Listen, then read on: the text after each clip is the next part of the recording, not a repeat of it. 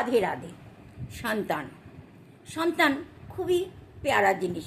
সবাই আপনার সন্তান যদি ভালো হয় তো জিতে জি আপনাকে স্বর্গের দর্শন করিয়ে দেবে, আপনার সন্তান যদি খারাপ হয় তো জিতে জি আপको নরকের দর্শন করিয়ে দেবে। এরকমই একটা সন্তানের কাহিনী আজকে আমি আপনাদেরকে বলবো।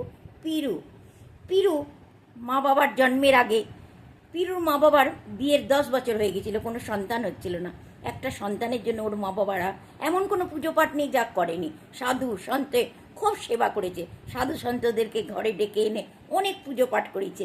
কি একটা সন্তান চাই ওদেরকে। অনেক মুশকিলে বিয়ের 10 বছর পর পিরু জন্ম নিল। পিরু জন্ম হবার পর ওর বাবা মা তো ফুলে না সময় এত খুশি এত খুশি। পিরুর জন্মের পর ওর একটা বোনও হলো। কিছু 11-12 মাসের ভেতরে একটা বোনও হয়ে গেল ওদের বাড়িতে। পিরু খুবই একটা ভালো ছেলে ছিল। পিরুর মা বাবা অনেক খুশি ছিল, কিন্তু পিরুর বাবা অনেক বয়স হয়ে গিয়েছিল যখন পিরুর জন্ম হয়।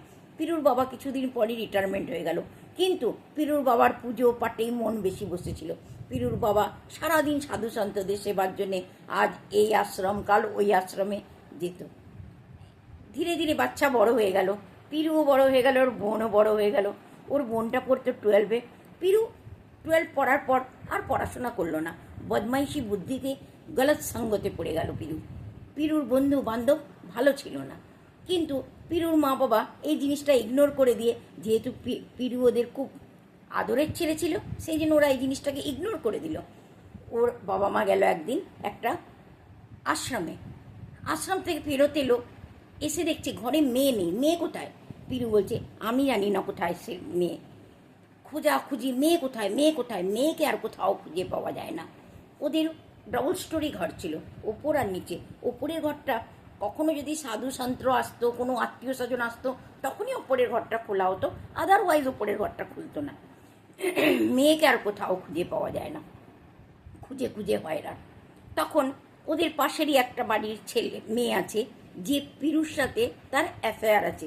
সেই মেয়েটা এসে ওর মাকে একদিন দুপুরবেলা চুপচাপ বলবে, কাকিমা আপনি ওপরের কামরাতে গিয়ে দেখুন তো, বেডের নিচে আমার মনে হয় ওখানে আপনার মেয়ের ডেড বডি আছে। বলছি ডেড বডি? কী বলছিস তুই? পুলিশও হয়রান খুঁজে খুঁজে, কোথাও মেয়েকে খুঁজে পাওয়া যায় না। লোকে আন্দাজ করে নিল মেয়ে কোথাও কারোর সাথে হয়তো পালিয়ে গেছে, কোনো ছেলের সাথে। তারপরে ওপরের ঘরে গিয়ে দেখে যে মেয়ের বডিটাকে একটা চাটাইয়ের সাথে বেঁধে বেডের নিচে ভরে রাখা রয়েছে। গলে গন্ধ হয়ে গেছে, গরমকাল ছিল, গলে গন্ধ হয়ে গেছে। পিরুর মা বাবা যখন চলে গিয়েছিল, পিরু কিছু বন্ধু বান্ধবের সাথে রাত্রি এসে ঘরের ভেতরে মদ খেয়েছে। মদ খাবার পর বোনের সাথে রেপ করেছে। রেপ করে বোনের গলা কেটে বোনকে চাটাইয়ের সাথে বেঁধে বেডের তলায় ভরে রেখে দিয়েছে। পিরু তারপরে স্বীকার করে, সমস্ত কথা সে স্বীকার করে পুলিশের কাছে। পুলিশ ধরে নিয়ে চলে যায় পিরুকে। বলতে পারবে কার দোষ ছিল? বাবা মায়ের না পিরুর? কার দোষ ছিল? অনেক মান্যত করে পিরুকে পেয়েছিল না?